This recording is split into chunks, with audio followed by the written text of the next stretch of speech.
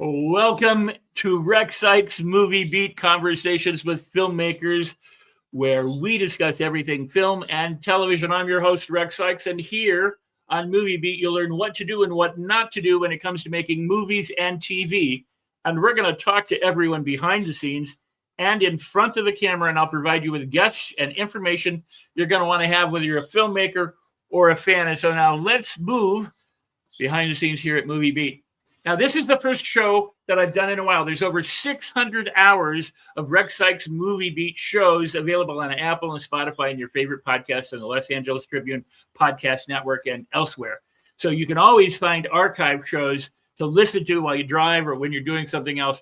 But this is a new show today, and I'm so happy to have some really impressive guests on.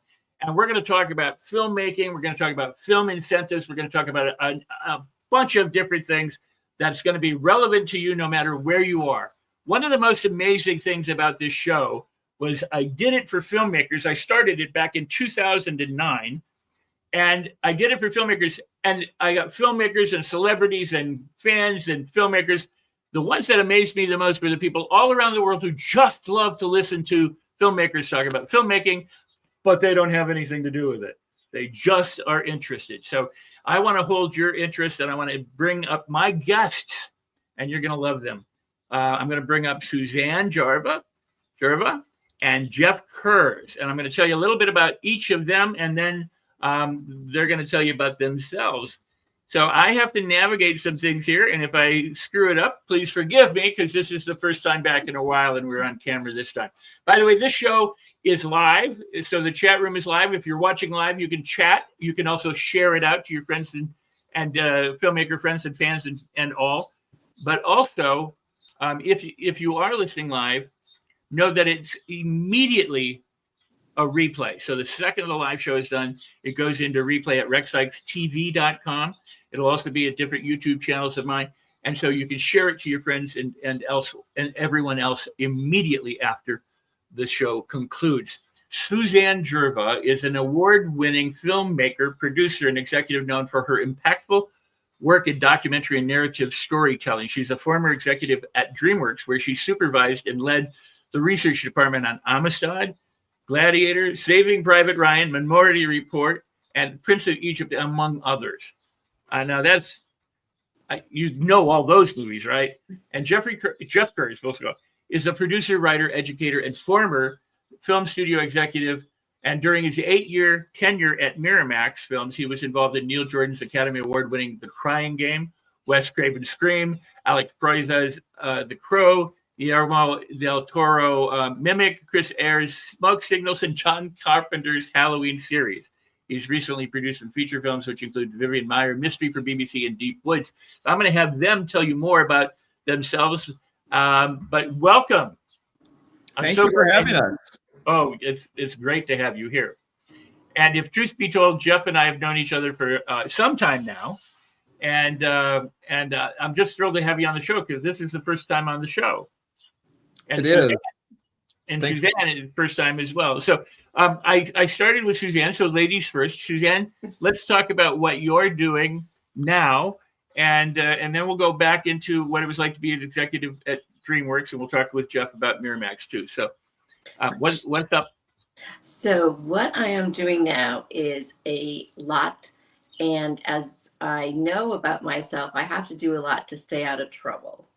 So it's good trouble, but that's just the way it is. So I'm part of Action Wisconsin, which is bringing film tax incentives and a film office to Wisconsin.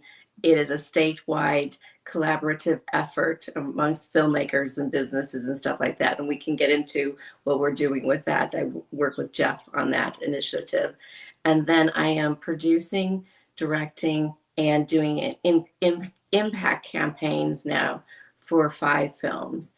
So I have a film I'm going to plug because it's going to be on PBS, part of ITVS, on Memorial Day weekend, called Make Peace or Die. And it's a film about a soldier and his brigade in Afghanistan. And after he came back home, and 10 years later, he was suffering from horrible PTSD. and what he did to regain himself, and how he created a movement around what he did by carving battalion crosses and taking them to the 17 soldiers' families who were killed on the battlefield. So that's going to air for an encore airing on Memorial Day. It premiered last year on Veterans Day. So that's Make Peace or Die. And I'm pulling together the impact campaign and finding theatrical and streaming distribution, which I should have a good announcement pretty soon about that. So that's a very important documentary to me. It's directed by Manny Marquez, and he followed his brother Anthony Marquez, who was in the Marines for that film. It's tough. It's a tough film, but it's important, that film. So good to know. And again, it's going to air this Memorial Day? Yes, all across the nation as part of Independent Lens. Fantastic. Thank you for that. And so we'll bring Jeff back up. And it's your turn, sir, to tell us what's going on with you now. Well, like Suzanne, I like to keep busy so that I can stay out of trouble, right? And so as you mentioned, I was an executive at Miramax Films for most of the 1990s. And in the early aughts, I moved back to Wisconsin. I'm from here originally. And I've used Milwaukee as a home base for quite a while. I've got a producing partner in New York and another one in London. So kind of most recently, I've worked with the BBC in London and Film 4 in London. But the last two features that I produced were actually made here in Milwaukee, and I'm a huge advocate for making movies in Wisconsin. So as you mentioned, the last movie that I produced here was called Deep Woods, which was written and directed by a guy named Steve Laughlin. Great experience for me. I had one of the best crews that I've ever had, I think. It was a really fantastic experience. And I'm just looking forward to other opportunities here. I do have a picture that if the financing comes together, we'll shoot here in August. And it is written and directed by a former Milwaukeean named Ben Eisner. And the cast is great. It's John Cameron Mitchell, Margaret Cho, and Melissa Leo. So I've been working on that. But frankly, Suzanne and I have been very involved in this organization, Action Wisconsin, to bring back tax incentives in a film office to Wisconsin. And we can talk about that later, but that's basically kind of what I've been doing most recently. Wow. Well, let me ask you both this, and you can answer however you order, however you choose, but you're both studio executives from Hollywood, DreamWorks, Miramax, not little companies. I mean, in terms of their output, it's been quite impressive. And so what's it like being a studio executive versus an independent filmmaker? It's so different. Suzanne, do you want to go or should I go? I'll just start with this one line that I always say. So when I worked for Steven Spielberg, everybody picked up the phone and returned my calls instantly. Yep. And now if I send an email really like there's not a lot of like phone activity. Like Suzanne, I was an executive in the 1990s, right? So that was a long time ago. And so there's not a lot of phone activity now. It's mostly email, at least for me it is. And sometimes I've gotten very used to being ignored. And sometimes I'll actually send out an email and forget I did it. So if somebody does return it to me, I'm like, oh yeah, I forgot that I needed that from you. So it's a little humbling because, Suzanne worked for a huge company. I worked for a huge company. And as she said, you always got your calls returned. Right. So, and we got to do fancy things, it was a very kind of fancy life.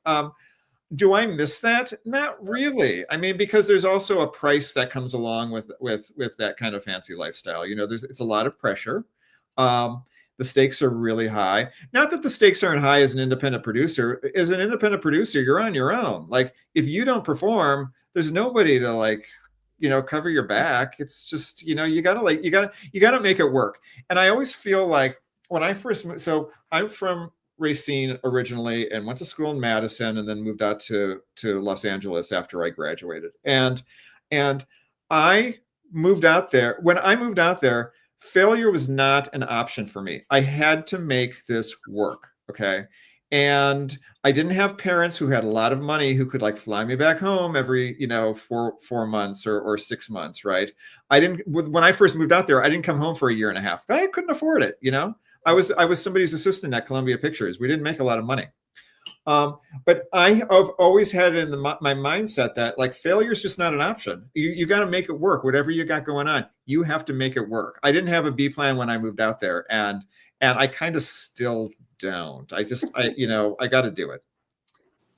Well, I love that. I'm going to turn it over to Suzanne in a second, but I love that because, I, in Hollywood, would encounter people who go, well, I'll try it for a year. And if it doesn't work out, I'll go back to Massachusetts or Texas or wherever.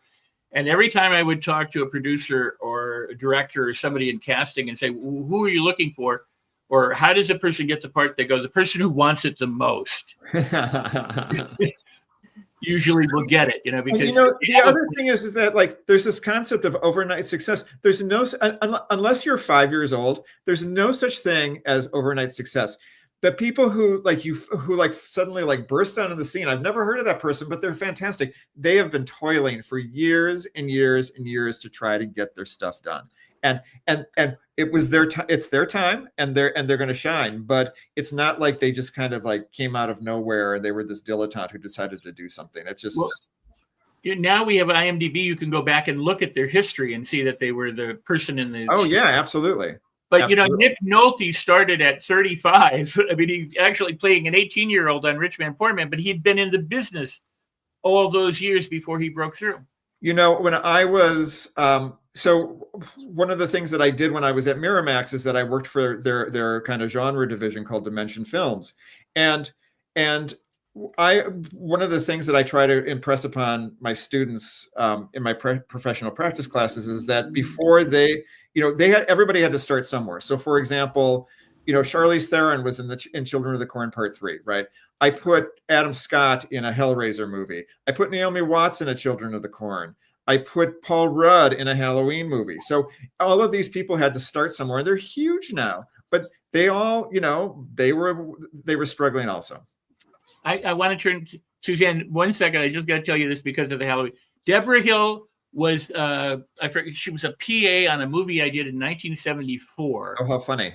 And I ran into her in 77 at an editing suite in Burbank. I was working on another film with a director, and she said, "Rex, you'll be the first person I hire if I produce." Well, and then she did Halloween and everything with she didn't call me, but. Nobody, Suzanne will attest to this too. Nobody's got a memory on Hollywood, and that's all. Yeah. No, it's. But I mean, I loved her. She was a great person that I got to know. And anyway, Suzanne, how about you? So I'm going to bring up my kids in regards to answering this question. So my kids are adults, and my son, he said this to me after he graduated from University of Georgia. And he was a hotshot firefighter and a helicopter repel guy in the big fires. And then he decided to switch his career up. And he went through this thing. Is like, it's just I just have to like start all over again at 27. And he was like bemoaning himself. And he goes, and Mom, like you went from. I have a very odd background, but I went from Michigan Tech engineering school. And so he said, you went from Michigan Tech to Steven Spielberg, and you became a huge executive, and you were doing all this stuff. By the time you were 23, I was like, no, do your math, buddy. I was not 23. At 23, I was working at an actuary company in Westwood. And we did the pensions for the NFL football players, which was, I think they hired me because I had no idea who these people were. So I never was like, oh, it's so-and-so. I'd be like, who is this? Like that. So it's so funny. Even my own kids have this kind of imaginary fantasy world about, what it is to make it in Hollywood. But no, I started off at an engineering school at Michigan Tech, obviously no Hollywood connections there. Took $500, and my Mustang that I got in high school out to LA, and I started volunteering at AFI on productions. And I was lucky because people who were at AFI at that time were people who became people, I like to say. And, I was like, I started as a PA because I had no idea what any jobs were. And there wasn't like you could go on the internet and find out what is a PA, what is a coordinator. Like, there wasn't anything like that.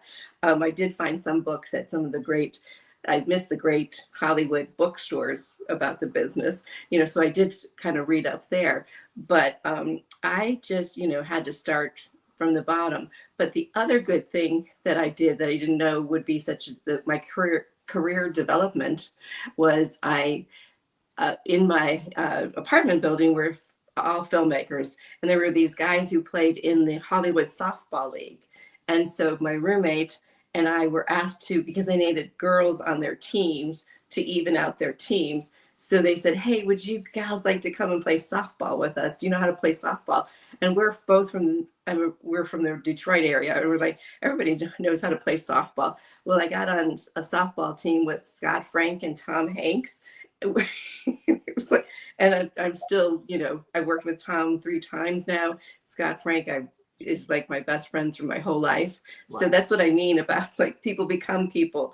I didn't know it wasn't calculated at the time, but I feel like I was out in Hollywood at a great time where you could do that kind of stuff and you can hang out in the bars with Tom Hanks and, all these people from the softball league, and you just become friends. And then I didn't have a resume from then on because everybody was like, I hear of this job, this gig, do this. So I was able to stop doing my actuary job and start just working my way up the ladder because of that. Wow. I played softball with Teddy Neely and other people. Teddy was Jesus and Superstar, if you recall. Most people today probably have no clue what that was, but I want to ask you both because I think this is important, and I always say that the show is about what to do and what not to do. So you both came from elsewhere, went to Hollywood. Failure wasn't an option. You went up the ladder, did marvelously, and now you've returned to a different place, but you're still involved in the business, having had that career success, and you're making your career success here, continuing. But somebody who wants to do that, whether on camera or producing or, a DP or, some crew member, what should they do? And then what should they not do to have that career? Because, when I was a young guy in Hollywood, I just wanted someone to tell me, Rex, you're being a dick, or, you're being stupid. Here's what you should do instead. And there weren't. Were you being a dick, or were you being stupid? No, I'm just saying, I was, it was all like, I'm sure what you had, it was all trial and error. What I wanted was somebody who would take me under their wing and go, here's what you do. Here's who you meet. Like a manager who would say, we're going to build your career. And I didn't have anyone like that at the time. So, and few of us do now today because of the internet. There's a lot of people on giving advice and things. What advice would you give for people who are starting out or wanting to get higher at, in their career? Well, I always tell people starting out to be somebody's assistant because that's how you learn the business. And it might be that you get a job as somebody's like in the mail. You at an agency, you should start in the mailroom, right? So, and then you might end up on somebody's desk, meaning you become their assistant. And even if you don't want to be an agent, you're still going to learn the business. I think that sometimes people think that they're going to get maybe an executive job out of college, and it's just not going to happen because there are other people who are already there who are kind of in line to get those jobs. So figure out what you want to be and then try to find somebody who is going to give you that information. You do have to be a little more, calculated about it. The other advice I give, and it sounds kind of silly, but I always say, go to every party you hear about, right? Because you never know who you're going to meet. It just is. And I'm like, there were times where I'm like, I don't really feel like going out, but I would do it as long as it's not like a small dinner party. You can crash a big party, and you never know who's going to be there. You're starting out your career. You're going to meet people who have the assistant jobs that you want, right? So it's just, be social. LA is a very social town. as you know, Suzanne was talking about, like, you know, going to bars, and, you know, it's like, it's a very social place. And so it's really about just, you know, just figuring out how to get your foot in the door and not having like these kind of lofty expectations about what you're going to be able to do right away. You know what I miss most is the fact that I could go, if I were like awake at 2 a.m. and I couldn't sleep, I could go to some coffee shop and there'd be writers and actors sitting around smoking and typing and writing on their yellow pads or whatever. You could always find a filmmaker somewhere to converse with. Now in Wisconsin, not so much. By the way, I think you both should throw one huge big ass party and invite all your Hollywood celebrity friends and fill someone's yard with all these names, you know. Anyway, Suzanne, how about you? Okay, so I would say a different route, because I got into the business a different way. And the reason why Steven Spielberg hired me was because I was different, in that I, you know, had this engineering and scientific, technical communications look at the world through my degree. And then I was a journalist. I worked for NBC News, for Maria Shriver for a bit. And I just had I could do different things. He was like, and the presidents of the company, Walter Parks and Laurie McDonald at the time, they were like, we don't need another English major from Yale. That's easy to find. We don't need another filmmaker. That's easy to find. But I could fill in the gaps. And that's why I'm always a builder. I'm always like, I like to do things first and create things that way. And then instead of growing up, I like to come in and build something different and new. So that's how I feel like there's also a stream for people who are not taking that path to, you know, the usual path, but you can get into the business by being unique and being the best you can be. And so I always say, you know, to everybody, you have to read everything. Just read, watch everything, take notes on everything you watch. Because when you go to those parties or you have those social situations, people are listening to you, how you talk about film. And do you have the same film language as they have? And so there's different, you know, my film language fit in very, very well with Walter Parks and Laurie McDonald. That's one of the first things they said to me. And their film language fit in very well with Steven Spielberg. So we were speaking the same film language, which is, I don't hear other people talking about it that way, but that's the way I feel like you have to develop your own language, develop who you are, be the best you can be. And also I uptook, you know, I did the softball that led that way, but I would take, and I still take 3 meetings a week. I have taken 3 meetings a week for most of my life with new people, reaching out to people I haven't talked to for a while. That's just ingrained in my brain to do that. Wow. Well, this is, I can tell. I'm going to have Rex, may I actually piggyback onto something that Suzanne said? Because I think that she's got really good advice. Yeah. The other advice that I give people is, you've got information at your fingertips. I mean, when I first got my job at Miramax, I had to take a day off from work and go down to the Academy of Motion Picture Arts and Sciences library to do research on the people I was going to be working for, right? Now it's just, you just got Google, right? Or whatever search engine you want. But inform yourself and read the trades, you know, read Deadline Hollywood, read Variety, learn who people are, because that way you just learn the names. That was something that that was a skill that I didn't have when I first moved to Los Angeles. Okay. We've got a comment. The best way to align yourself with the right people and places and things to create your opportunities for the best intention most optimal life experiences. That sounds great, Melanie. Thank you for chiming in. And yeah, Jeff, thank you for that.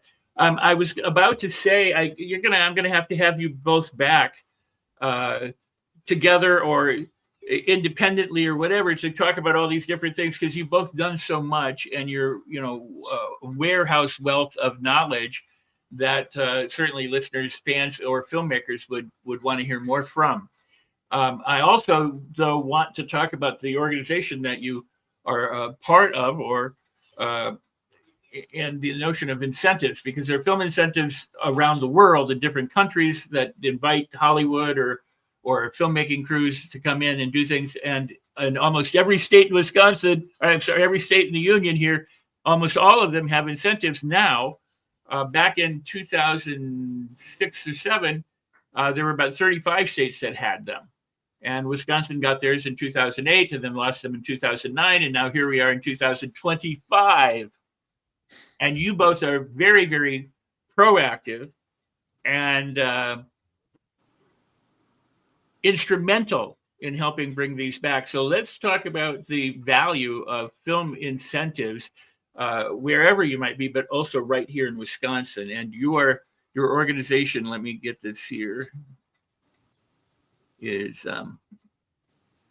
actionwisconsin.org. So Suzanne has actually been with it. I've been working on this for maybe like a little less than 2 years, but Suzanne was on it from the very beginning. So maybe she should talk a little bit about how Action Wisconsin actually came to be. So Action Wisconsin was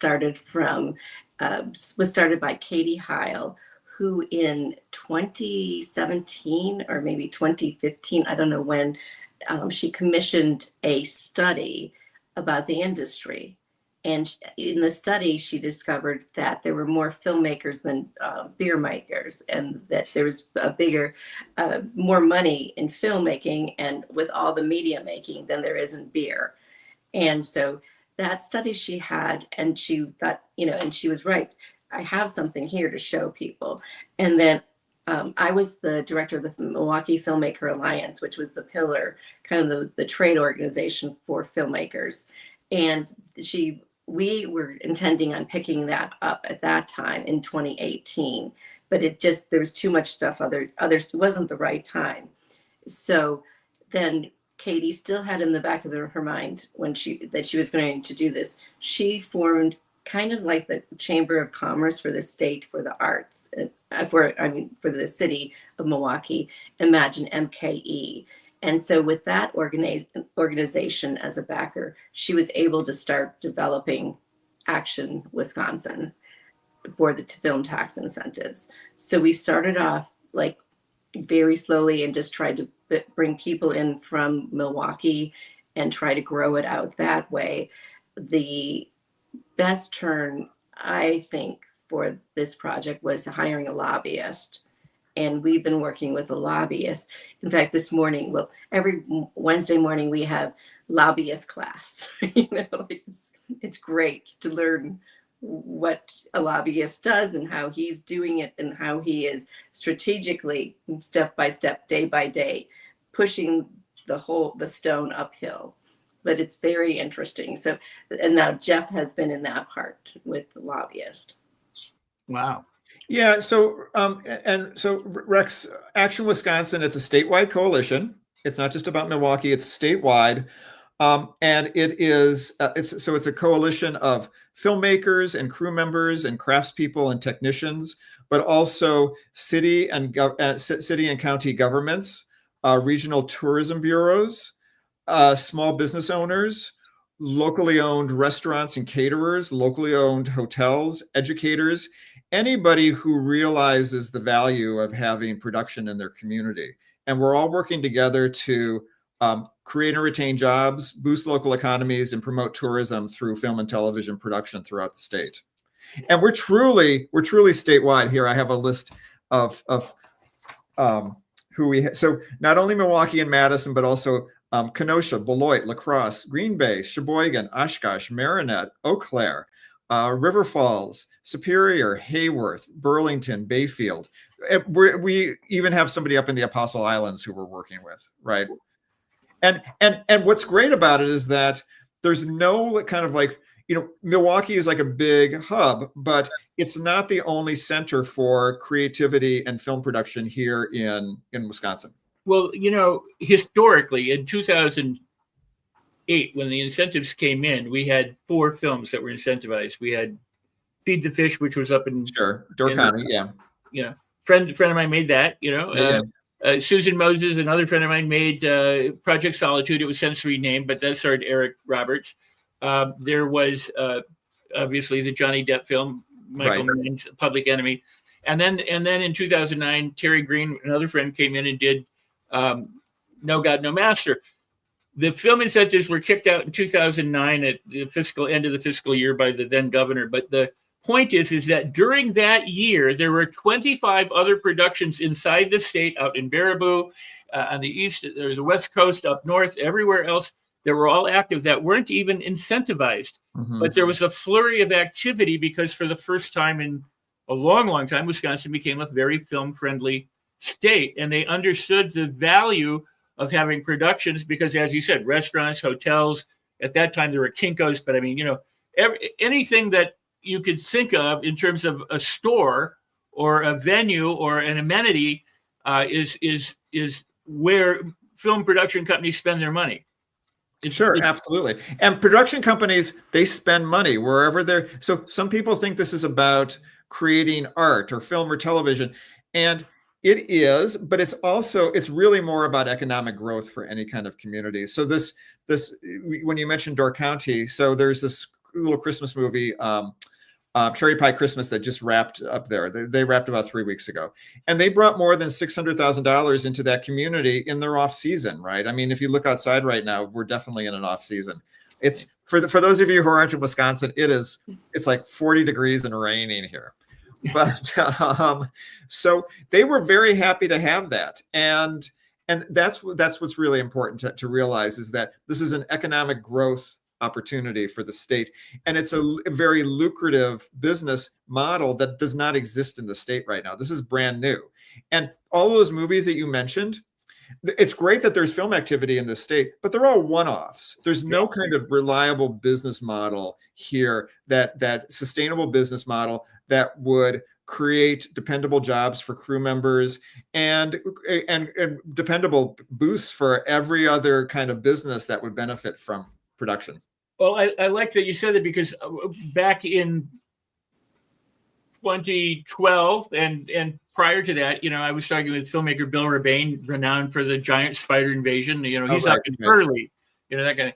But we were trying to get a series done because we realized that a one-off is one thing, you're there and then it's done and then you don't work. But if you're in a series, there's going to be a time when you're producing, in production, then there's going to be a time when you're scripting, and then there's going to be a time when you're off. And, so what most people I don't think get when you mention that it's entertainment, it's factory work. Essentially, it's a production process like manufacturing shoes or a purse.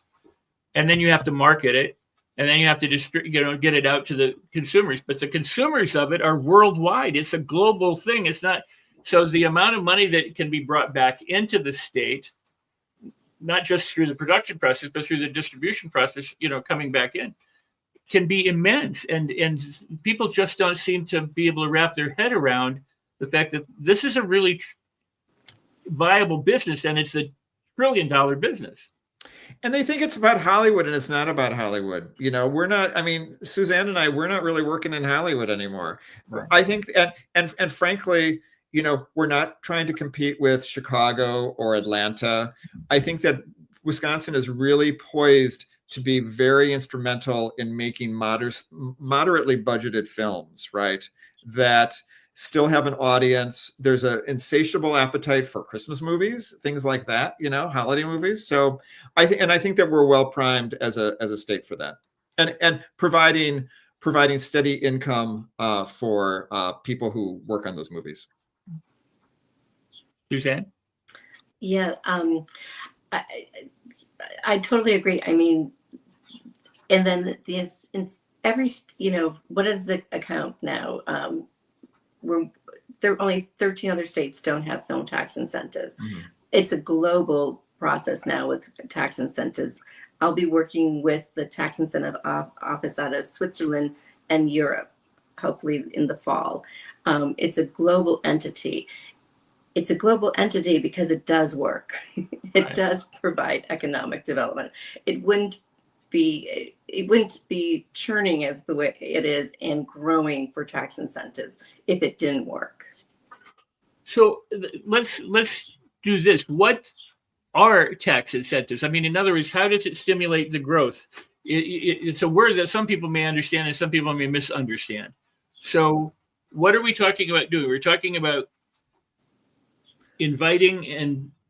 Well, so Rex, I think the first thing that that we should say is that production incentives are the number one factor that a production company considers wherever they're going to be filming.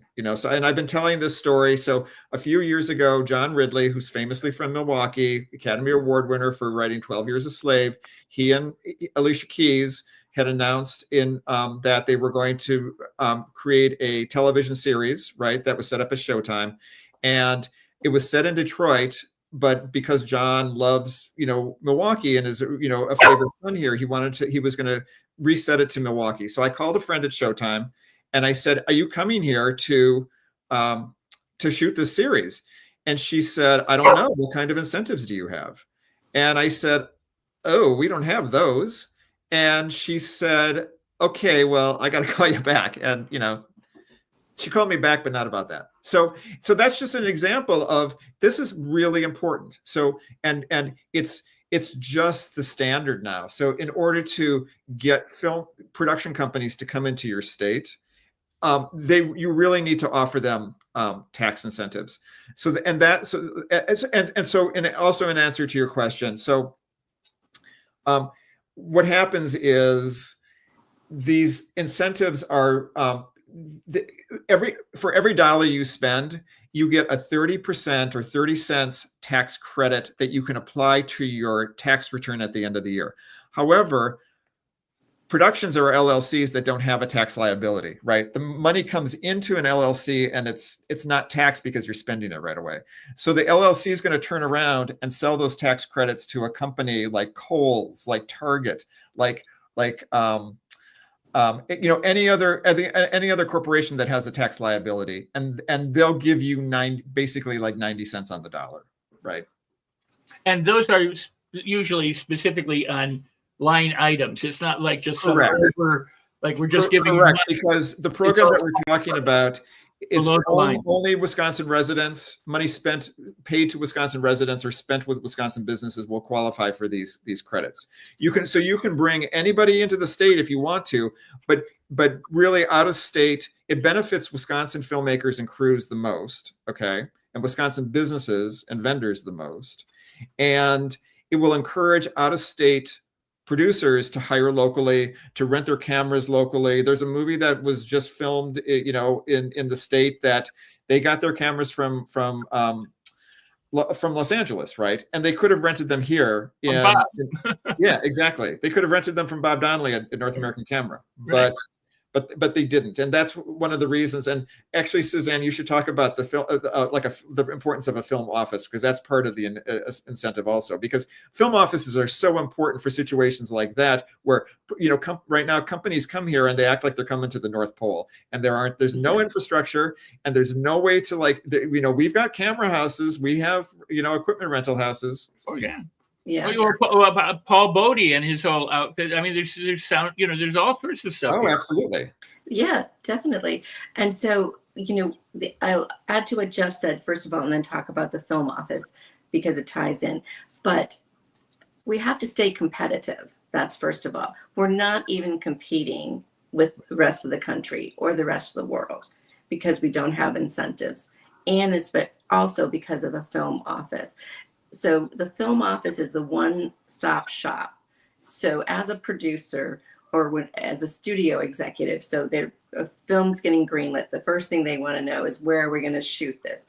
Okay, we can only go to a state with incentives. Okay, now from that, where is this going to be? You go to the film office, and there you can find all the stuff you need instead of Googling locations in Wisconsin that have rivers, or something like that. So the film office has all the assets that a filmmaker needs to come here. The film office, the film commissioner, the deputy commissioner, whoever you're talking to, I have always only had really good relationships with film offices. They're lovely people. They want to help you. And you can get your locations, your crew, your equipment rental houses, what the permitting situation is, when where this park is, or this particular, you need a casino. Well, we can give you a casino in Wisconsin. We can't give you Las Vegas, but we can give you a casino. You want an ocean, we can give you Lake Michigan. So they are your your first source of who you talk to when you're putting a film together? They're kind of a hybrid office location manager. They kind of have their finger on everything, so that an incoming company they say, look at what we feature. Here's the different areas.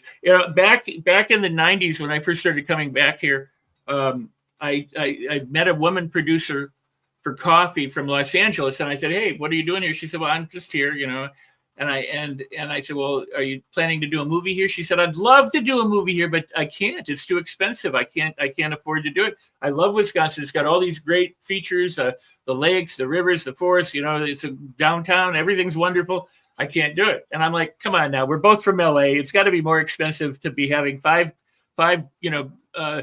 grips, pushing or lighting, a lamp down the studio sidewalk kind of thing." And she's like, "No, it's just too hard to do it here." Well, when the incentives came in, and they were here for about a year and a half, really, things flourished. I mean, it was really amazing. And we, at that time, actually before they came in, the proposed film incentives were the film friendliest of all the then 35 states that had them. But by the time they got in, the other states had revamped them to be more competitive. So what you're endeavoring to do, what we want done in Wisconsin, is to offer friendly film incentives to attract business in, as well as support the people inside, so that everything can flourish. And I don't mean to make that sound fluffy, but it would flourish if you have an infusion of work in this community that adds, because it has a multiplier effect. For every dollar spent, there's $6 or more that come into local businesses and everything. I mean, it would really help the local economy, the state economy, to have this business on an ongoing basis, where we haven't had as much. Here's a one-off, like you said before, Jeff. There's a one-off here, a one-off there, but to keep production in the state viable and going would be wonderful for the state. Yeah, I mean, with Top Chef was huge for this area. Not only did they spend more than $5 million on that production, and 6 months later, after it aired, Milwaukee County recorded more than $1.5 million in hotel room rentals alone from people visiting the state. Anecdotally, I had people visiting, like friends of friends from LA, who Wisconsin was not on their list, but they saw it on Top Chef and they were like, we got to check it out, right? And all of those businesses that it was huge for branding and for tourism. All of those businesses that were featured in that series, they're still benefiting from that, right? Can I share something? When I first started, you're going to tell me that you got invited to a Top Chef party, because I didn't. I didn't. But when I first started coming here, and I left LA for a while, I was gone like 3 months, and people said, "Where are you?" And I came back. I said, "Well, I was in Wisconsin." They go, "How is Michigan?" Exactly. Oh, my friends from Minnesota. Minnesota, exactly. Nobody ever knew. And now there's the Wisconsin Badgers, a film community in Los Angeles. Sure. Now, but at the time nobody knew. But what you were just saying about like Top Chef, suddenly everybody knows about Wisconsin. Yeah. Where before it was just this flyover area. Nobody had a clue what was going on, and we're all Hoosiers, even though we're not from that state. It's true. It's true. So it's really, I mean, there are production in any area. Everything rises because of that production, and it sets off a ripple effect that a lot of people just don't pay attention to. They don't realize it until they're in the middle of it, right? Mm-hmm. Suzanne?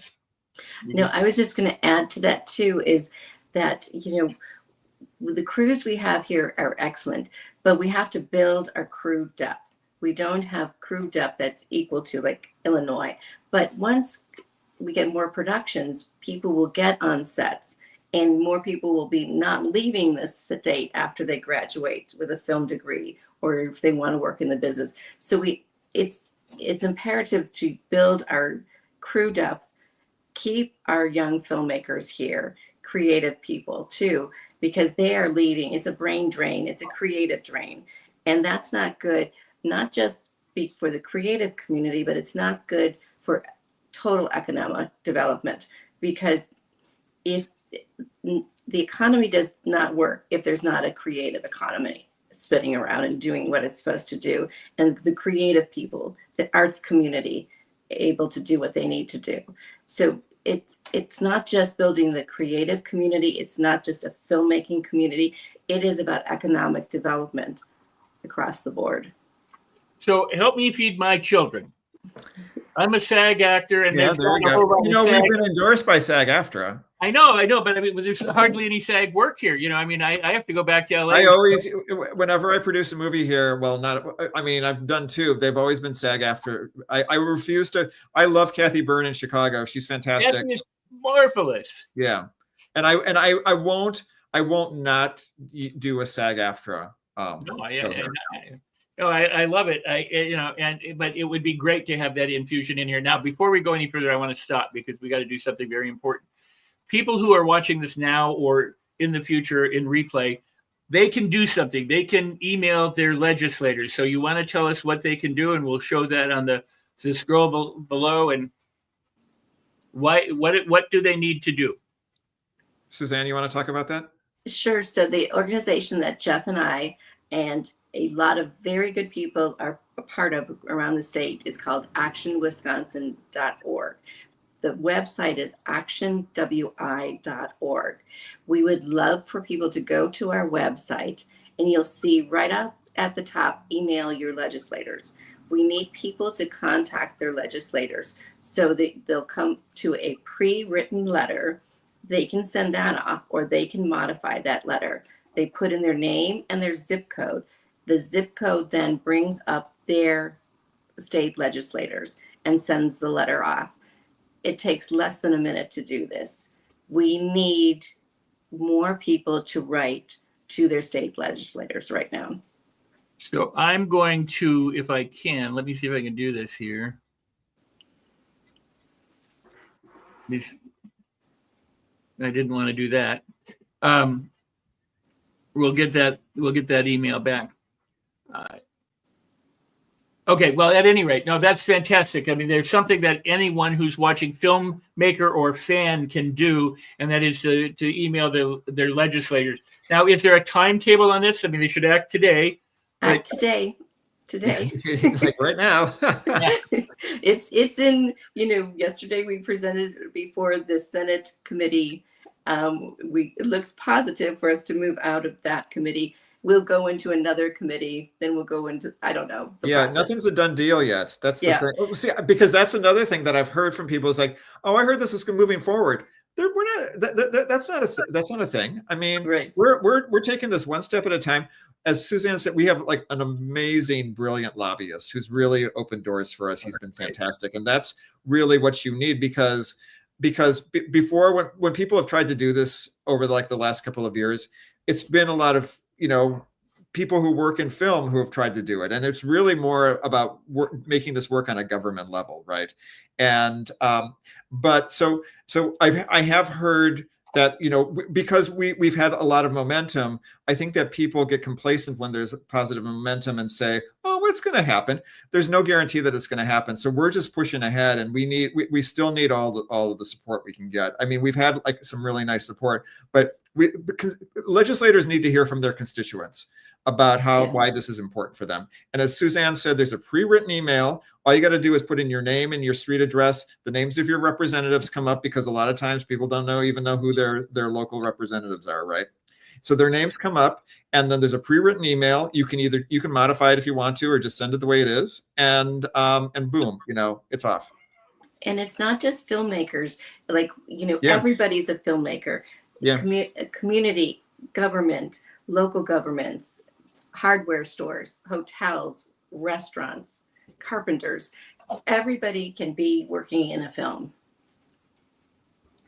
I love it. It's so true, and it's so vital, and it's necessary for our community, for the state, to be part of a global network.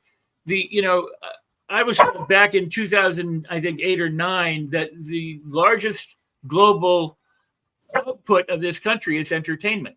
I think that's what Katie Heil discovered in that study that she commissioned a while back. That it was bigger than beer. Is bigger than beer. Right? It truly is. It's amazing. Bailey, my dog, wants to say. I think your dog should make us like a guest appearance. Yeah. If I could pick her up, I would. She's a little bit bigger than that, but But Bailey, we'll get yours in a second, okay? I got to say this, and I hate to do this. I feel a little bit like a sandbagging.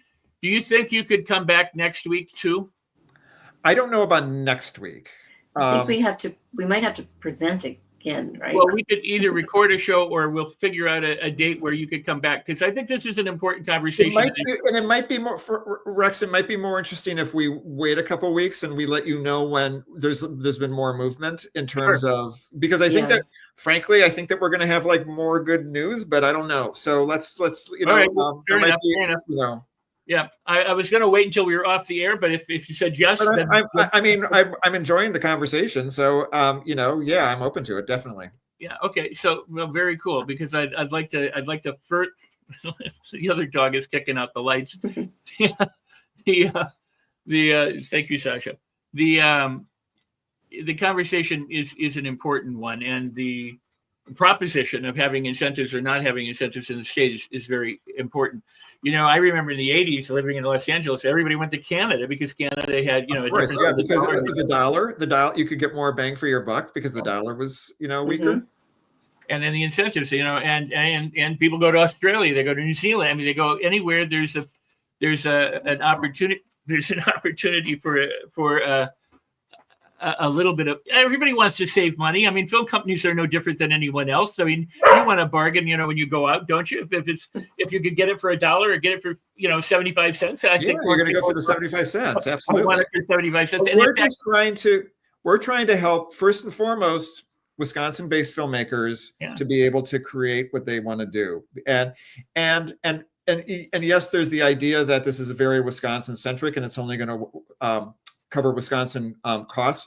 But I feel like, I mean, Suzanne and I both get approached by people from outside the state all the time saying, you know, we'd like to come to Wisconsin. What is your incentive program like? Right? There's a real desire to come here and film. Well, the business that was lost when there weren't incentives. I mean, we had at one time Costner wanted to be here, Redford wanted to be here. I mean, there were millions and millions of dollars that wanted to come in, and the incentives weren't here. And at that time, the Department of Commerce kept saying, "Go away until we have the incentives." And the amount of money that didn't even get here was insane. And it's been that way now, you know, ever since we haven't had them. So it's time that we start benefiting from internal production, you know, and the growth and the support of the local filmmakers, so they don't have to go to Hollywood, or they don't have to go to New York, or they can sit there and make. You bring up the point. So 10 years ago, nobody in Montana was thinking about Yellowstone, right?